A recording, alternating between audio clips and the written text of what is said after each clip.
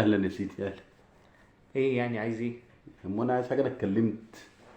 يعني ايه يعني ما الحل من بعضه يعني يعني يعني هتيجي تصيط عليا؟ ما انت زيك، ما انت راجع من اسكندريه متخزوق زيك. احنا السنه دي مش بتاعتنا فعلا مش بتاعتنا والله. واعتقد انت شفت ماتش الزمالك والاتحاد يعني ما فيش حاجه مخلاني عارف اتكلم ما يعني. شاء الله العيال تقريبا ما خدوش منشطات، مش عارفين يجروا.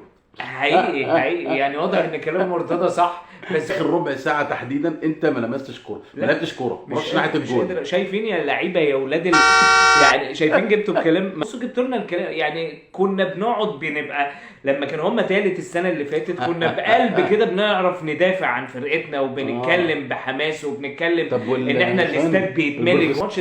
تعالى لي بقى، تعالى خلاص ارمي الزمالك على جنب، ارمي الزمالك. انا ماليش عين اتكلم لاول مره تبقوا دايسيننا. ايه اللي انتوا عملتوه؟ عايزين ايه بعد الماتش؟ في ايه اللي البلطجه والعربجيه دي؟ سيد عبد الحفيظ ياخد الكارت احمر. يعني عايز ايه؟ محمود جاد عايز يتحسب كام؟ محمود جاد نفسه طلع بعد الماتش قال لك ايه؟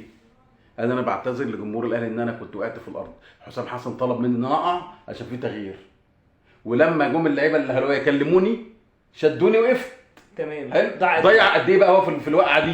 من الدقيقه 94 والله العظيم انا شايف من الدقيقه 94 للدقيقه 96 يعني دقيقتين. يعني والحكم دقيقتين يعني واقع في الارض. نص ساعه بقى وقت بدل ليه نص ساعه يا باشا؟ اديني الدقيقتين بتوعي منهم دقيقتين كده. هو كاهلاوي وكاي اهلاوي المفروض ما يصفرش غير ما الاهلي يجيب جول.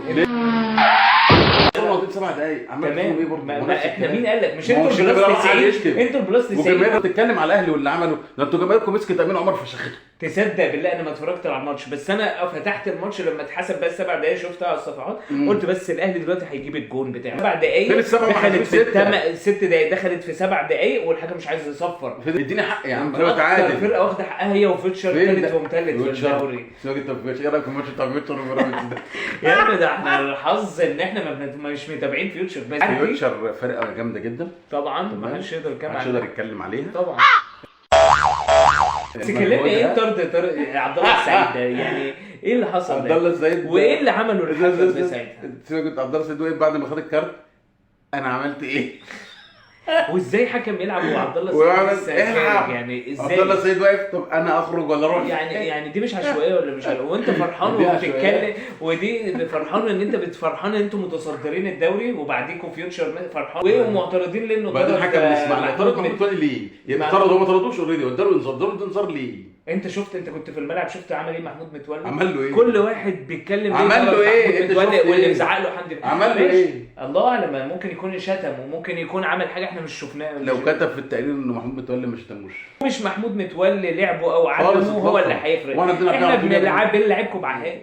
اللي احنا استشفيناه كده ان محمود متولي كده مش هيلعب الماتش الجاي بشكل كبير خلاص كده. ما هو الكارت ده كده خلاص مش هيلعب الماتش. طيب يا عم معلش خدتها منك.